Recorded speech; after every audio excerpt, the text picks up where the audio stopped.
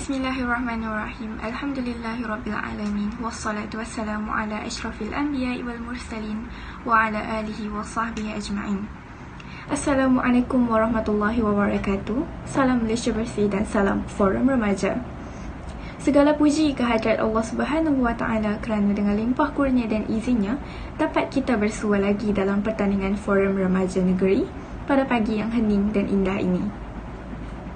Baiklah hadirin dan hadirat yang dirahmati Allah sekalian, sebelum saya memperkenalkan ahli-ahli panel kita yang sangat segak-segak lagi cantik bergaya pada hari ini, izinkan saya untuk mengupas sedikit terlebih dahulu tentang tajuk forum remaja kita pada hari ini. Tajuk forum kita berkisar tentang sosial, iaitu gejala buli, di mana silapnya. Remaja pada hari ini bakal menerajui pucuk pimpinan negara pada masa hadapan dan merupakan aset modal insan negara. Bak kata pepatah, pemuda harapan mangsa, pemudi tiang negara. Berikan saya 10 orang remaja nescaya akan saya gegarkan dunia ini. Begitulah ungkapan retortik yang pernah dilontarkan oleh bekas Presiden Parti Indonesia, Soekarno, yang menggambarkan betapa gahnya peranan remaja sebagai penentu pembangunan dan kemajuan negara pada masa hadapan. Malangnya, dalam proses menungkah arus globalisasi yang pantas bergerak bagai belur di ketil ekor ini, keruntuhan akhlak remaja semakin membimbangkan sejak akhir-akhir ini. Salah satu masalah sosial yang kian merebak dalam kalangan remaja ialah gejala buli. Berdasarkan statistik Kementerian Pendidikan, terdapat lebih daripada 14,000 kes buli di sekolah-sekolah di seluruh negara antara tahun 2012 dan tahun 2015, dan sebahagian besar melibatkan penderaan fizikal. Kes buli yang mendapat liputan seluruh negara melibatkan seorang mahasiswa Universiti Pertahanan Malaysia, Zulfarhan Osman Zulkarnain, yang dipercayai meninggal dunia akibat didera seolah-olah menjadi bom jangka yang menyedarkan kita dari lena bahawa budaya budi dalam kalangan pelajar merupakan isu yang tidak boleh dipandang enteng sama sekali. Baiklah sidang hadirin sekalian, sebelum kita menelusuri lebih mendalam topik perbincangan, boleh sekiranya kita berkenalan dengan ketiga-tiga ahli panel kita pada hari ini terlebih dahulu. Baiklah, bersama saya pada hari ini, ahli panel yang pertama Nur Farisah Syahmina binti Faizul Izham, ahli panel yang kedua Siti Hajar binti Muhammad Supian, dan ahli panel yang ketiga Nur Aina Insyirah binti Muhammad Taufik. Usai salam perkenalan dengan semua ahli panel, kembali kita kepada topik forum kita, iaitu gejala buli dalam kalangan pelajar, di mana silapnya. Sidang hadirin yang dihormati sekalian, sebelum kita melangkah lebih jauh lagi, elok kiranya kita menelusuri apakah sebenarnya yang dimaksudkan dengan buli dan apakah punca yang menyebabkan gejala ini semakin berleluasa dalam kalangan pelajar. Bagi menjawab persoalan ini, izinkan saya mengacukan soalan pertama kepada ahli panel pertama, iaitu saudari Nur Farisah Syahmina. Mohon saudari untuk merungkaikan persoalan ini kepada semua. Awal bismillah, pembuka bicara. Terima kasih saudari pengerusi. Assalamualaikum dan salam sejahtera kepada sidang hadirin yang dihormati. Menurut Nosazi Abdullah, buli boleh ditarifkan sebagai tingkah laku agresif seseorang pelajar atau sekumpulan pelajar dengan mengganggu mangsa sama ada secara fizikal atau psikologi dalam satu jangka masa yang panjang. Kamus Dewan edisi ketiga pula mentakrifkan buli sebagai perbuatan mendera atau mempermainkan seseorang dengan tujuan untuk menyesuaikan suasana baru. Selain itu, buli juga bertujuan untuk mempermainkan orang yang lemah dengan cara menggertak atau menakutkan mereka. Punca dominan yang mencetuskan fenomena ini ialah remaja tidak mempunyai didikan agama yang teguh. Kebanyakan remaja pada hari ini mempunyai stigma bahawa ajaran agama sudah ketinggalan zaman dan tidak relevan untuk dipraktikkan pada alaf ini. Keadaan menjadi lebih parah apabila ibu bapa pada hari ini tidak memberikan didikan agama yang sempurna kepada anak-anak mereka.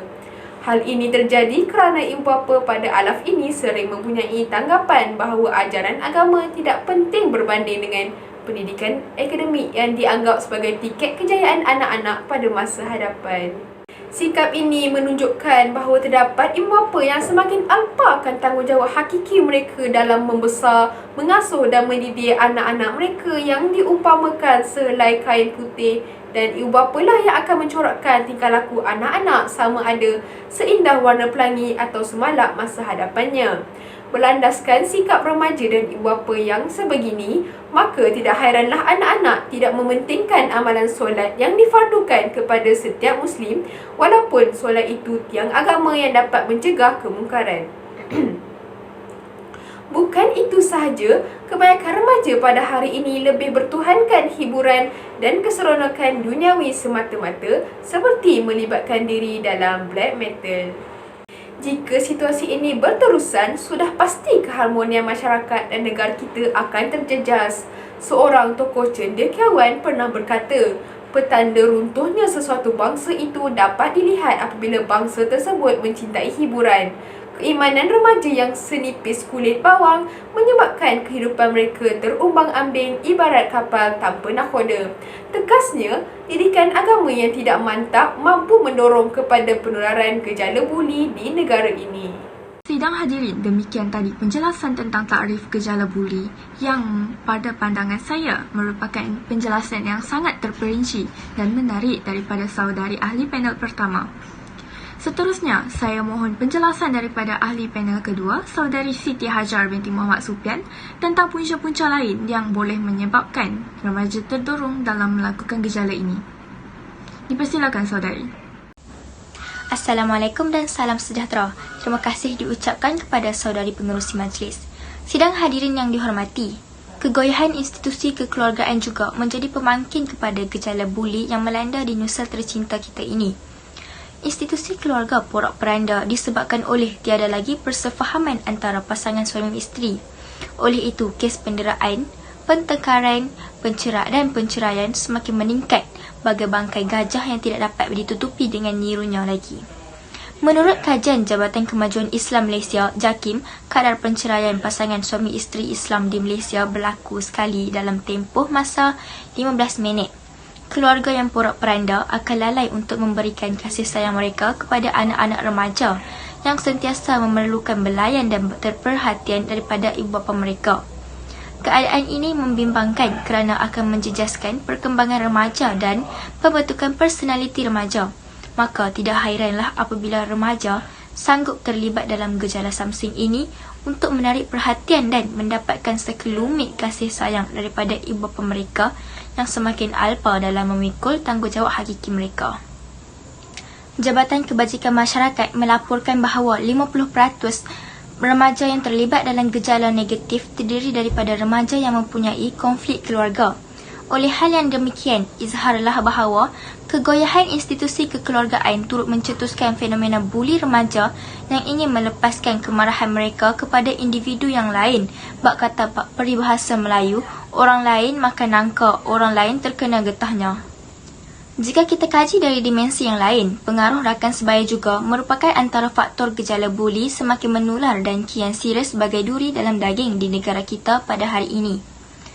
Hal ini dikatakan demikian kerana remaja pada hari ini lebih mempercayai rakan sebaya daripada ibu bapa dan guru-guru mereka. Tindakan remaja yang sanggup menuruti kata-kata rakan mereka tanpa memikirkan risiko dapat diumpamakan seperti kerbau dicucuk hidung. Bukan itu sahaja, kebanyakan remaja tidak ingin dipulaukan atau disisihkan oleh ahli kumpulan sekiranya enggan menuruti perlakuan dan kata-kata mereka. Menurut Tracer, yang merupakan pelapor awal tentang kajian buli, mengutarakan mewujudkan geng atau persatuan. Remaja yang masih berbau pucuk jerungau ini sanggup mengkhianati kepercayaan ibu bapa dan guru mereka daripada mengkhianati kumpulan mereka. Sebagai contoh, 8 orang pelajar tingkatan 5 dari Kolej Melayu Kuala Kangsar MCKK telah mengugut guru asrama dengan menggunakan parang. Kumpulan pelajar ini sanggup bertindak demi melepaskan kemarahan dan berseronok-seronok tanpa memikirkan impaknya kepada diri sendiri dan orang lain. Ekoran sikap remaja yang tersalah memilih rakan menyebabkan mereka mudah dipengaruhi oleh anasir-anasir negatif seperti membuli. Hal ini dapat dikaitkan dengan petikan sebahagian daripada hadis Nabi yang bermaksud, jika anda berkawan dengan tukang besi, maka percikan api akan terkena pada tubuhmu. Pendek kata, pengaruh dan tekanan daripada rakan sebaya turut menjadi penyebab kepada kemelut buli semakin sukar ditangani. Terima kasih saudari ahli panel kedua atas penjelasan yang panjang lebar tentang punca-punca lain yang boleh mendorong gejala buli dalam kalangan pelajar. Sahabat-sahabat ahli panel dan sidang hadirin yang dihormati sekalian, apakah kesan perlakuan buli terhadap mangsa dan apakah tindakan yang sepatutnya diambil oleh mangsa? Silakan saudari Nur Aina Insyirah. Bismillahirrahmanirrahim. Assalamualaikum dan salam sejahtera. Terima kasih saudari pengerusi. Antara kesannya ialah mangsa buli akan mengalami kemurungan ataupun cemas. Selain itu, mereka terpaksa menempuh penderitaan berikut seperti peningkatan perasaan sedih dan keseorangan, perubahan masalah tidur dan makan, hilang minat dalam aktiviti yang sering diceburi. Isu ini akan berpanjangan sehingga dewasa. Masalah kesihatan dari segi emosi dan psikiatri, keciciran dalam pelajaran kerana kanak-kanak takut ke sekolah untuk mengelakkan diri daripada dibuli. Selain itu, kesan buli membawa kepada bahaya atau pendedahan untuk membunuh diri kerana merasakan diri mereka tiada harapan, tiada kuasa serta terjalar maruah diri akibat perbuatan dera. Sidang hadirin dan hadirat sekalian, mangsa buli di sekolah dan institut pengajian tinggi iaitu IPT biasanya mereka akan menyembunyikan apa yang berlaku dari pengetahuan ibu bapa, guru, tenaga pengajar dan pihak sekolah kerana takut dipukul oleh pembuli. Pelajar-pelajar lain juga mendiamkan diri. Kenapa boleh wujud keadaan yang sebegini? Hal ini ada kaitan dengan persepsi masyarakat yang memandang remeh mengenai perkara ini. Tanggapan masyarakat ialah buli sebahagian daripada budaya masyarakat tempatan, malahan di seluruh dunia. Kebanyakan masyarakat tidak sedar isu buli memberi kesan jangka yang panjang dari segi perkembangan psikologi dan emosi. Kanak-kanak sama ada pembuli maupun mangsa buli cenderung melakukan perbuatan buli seperti isu buli yang berlaku di IPT maupun bagi orang dewasa, dan kita sering mendengar bahawa isu penderaan kanak-kanak berlaku. Kes-kes penderaan yang menjangkau 5,000 kes setahun merupakan kesan psikologi dan emosi penera yang dibuli semasa remaja. Jika ahli masyarakat tidak peka terhadap isu buli, maka tidak adalah perbincangan maupun komunikasi antara satu sama lain. Sekiranya perhubungan sedemikian tidak berlaku secara sendiri, kes buli akan tersembunyi tanpa pengetahuan sehingga melibatkan kecederaan atau kematian. Barulah masyarakat sedar isu ini perlu ditangani. Apabila wujud inisiatif ahli masyarakat memainkan peranan masing-masing, maka barulah kanak-kanak akan mendapat keyakinan untuk melaporkan hal seperti ini kepada pihak berkuasa atas kesedaran mereka. Isu buli akan ditangani. Sekian, terima kasih. Kembali semula kepada saudara pengerusi majlis. Baik, terima kasih juga kepada saudari Aina Insyirah atas penjelasan yang sangat jelas itu tadi. Ya, sidang hadirin yang dihormati dan dirahmati Allah sekalian, masih lagi kita berada dalam majlis forum remaja pada tahun 2021 MRS Transkrian yang indah dan ceria ini. Pada ketika dan saat ini, masih lagi kita mengupas tajuk gejala buli dalam kalangan pelajar. Di mana silapnya? Kita teruskan bual bicara kita pada hari yang berbahagia ini. Saya percaya gejala ini jika dapat ditangani dengan baik, sudah pasti gejala ini tidak akan membarah dalam kalangan pelajar. Soalan saya kepada ahli panel pertama, apakah langkah yang boleh diambil dalam usaha untuk menangani gejala ini? Dipersilakan ahli panel yang pertama. Terima kasih kepada saudari pengerusi. Pak kata pepatah, tiada penyakit yang tiada penyembuhnya. Terdapat banyak langkah yang efektif boleh dijalankan bagi membendung gejala ini. Antaranya ialah ibu bapa perlu memainkan peranan yang penting dalam usaha untuk membendung kemulut ini. Ibu bapa haruslah menampilkan teladan yang baik kepada anak-anak mereka supaya anak akan mencontohi kelakuan ibu bapa mereka, kerana pada tanggapan anak mereka, perbuatan ibu bapa adalah sentiasa betul dan patut diikuti. Janganlah ibu bapa berlakuan baik di hadapan anak-anak sahaja, sedangkan mereka juga sering mengejek, menghina orang dan sebagainya. Bak kata pepatah, bapak borek, anak rintik. Ketam mengajar anaknya berjalan lurus sedangkan dirinya berjalan sengit. Ibu bapa juga harus sentiasa mengambil perhatian tentang keadaan anak mereka semasa di sekolah dan memberikan belayan kasih sayang yang sepenuhnya kepada mereka supaya mereka tidak merasa sunyi dan diabaikan. Ibu bapa juga harus memupuk anak mereka sejak kecil lagi seperti melentur buluh biarlah dari rebungnya agar sentiasa sudi meluahkan isi hati dan masalah yang dihadapi kepada mereka bagi mengatasinya bersama-sama. Kembali semula kepada saudari pengerusi. Ya, silakan saudari ahli panel kedua. Kita masih lagi membicarakan tentang langkah-langkah yang boleh diambil untuk menangani masalah buli dalam kalangan pelajar. Saudari pengurusi, izinkan saya menyuarakan buah fikiran tambahan berdasarkan ulasan saudari ahli panel yang pertama tadi. Para pelajar juga harus berganding bahu dengan pihak sekolah dalam usaha untuk membendung gejala ini. Para pelajar yang ternampak kes buli itu berlaku atau menjadi mangsa pembuli harus memberanikan diri untuk melaporkan kepada pihak sekolah dengan segera agar masalah itu dapat diatasi dengan secepat yang mungkin demi kesejahteraan sekolah. Manakala pihak sekolah yang telah menerima laporan, aduan daripada pelajar juga harus berusaha mengatasi masalah itu dengan bersungguh-sungguh dan bukan sebaliknya dengan menutup kes itu dengan sesuka hati sahaja. Jika kes ini masih tidak dibicarakan, masalah kes buli akan semakin bertambah dan berleluasa lagi. Pihak sekolah boleh berjumpa dengan pelajar yang disyaki melibatkan diri dalam kes buli dan juga ibu bapanya untuk membincangkan masalah yang dihadapi oleh pelajar tersebut dan mendapatkan jalan keluarnya. Pihak sekolah harus mengenakan hukuman yang setimpal kepada pelajar tersebut agar dia tidak mengulangi perbuatan itu lagi dan juga dijadikan sebagai iktibar kepada pelajar yang lain. Disiplin dan peraturan sekolah juga perlu diketatkan dan ditekankan kepada para pelajar supaya para pelajar mengikuti etika peraturan sekolah dan tidak membuat kesalahan seperti penglibatan dalam gejala sosial seperti membuli. Tambahan pula, pihak kerajaan juga harus memainkan peranan dalam membendung gejala ini. Kementerian Pelajaran dan juga pihak sekolah harus menitik beratkan isu kes buli ini dalam pelajaran di sekolah melalui mata pelajaran tertentu seperti pendidikan moral, pendidikan Islam, pendidikan sivik dan sebagainya. Melalui pendidikan-pendidikan ini, para pelajar dapat kesedaran dan mempelajari kebaikan serta menjauhi gejala kurang baik. Kerajaan juga perlu bergabung dengan agensi-agensi tertentu untuk mengadakan kempen kesedaran dan ceramah kesedaran mengenai gejala membuli. Melalui cara ini, remaja dapat mempelajari kesan sampingan yang diperoleh daripada melakukan gejala buli dan berupaya untuk tidak melakukan perbuatan ini terhadap orang lain.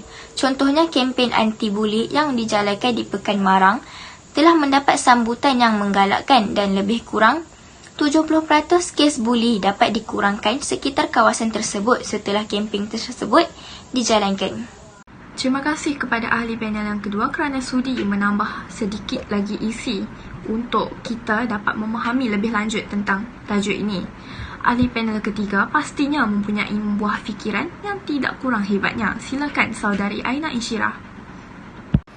Terima kasih saudara pengurusi majlis, ahli panel dan sidang hadirin yang dihormati. Pihak kerajaan juga harus memainkan peranan dalam membendung gejala ini. Kementerian Pelajaran dan juga pihak sekolah harus menitik beratkan isu kes buli ini dalam pelajaran di sekolah dengan melalui mata pelajaran tertentu seperti pendidikan moral, pendidikan Islam, pendidikan sivik, kewarganegaraan dan sebagainya. Melalui pendidikan ini, para pelajar dapat kesedaran dan mempelajari kebaikan serta menjauhi gejala yang kurang baik. Kerajaan juga perlu bergabung dengan agensi-agensi tertentu untuk mengadakan kempen kesedaran dan ceramah kesedaran tentang gejala membuli.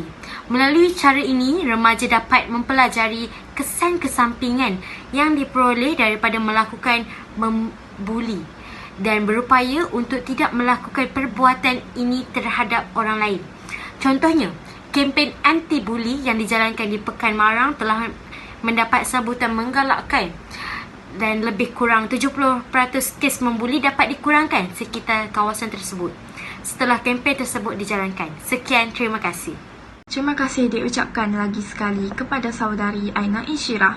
Demikianlah perbincangan daripada semua ahli panel kita tentang gejala buli dalam kalangan pelajar di negara kita. Ingatlah, menuding jari menyalahkan satu-satunya pihak memanglah mudah.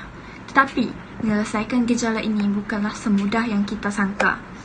Oleh itu, banyak langkah yang dapat diimplementasikan agar pelajar dapat belajar dalam suasana yang kondusif dan harmoni.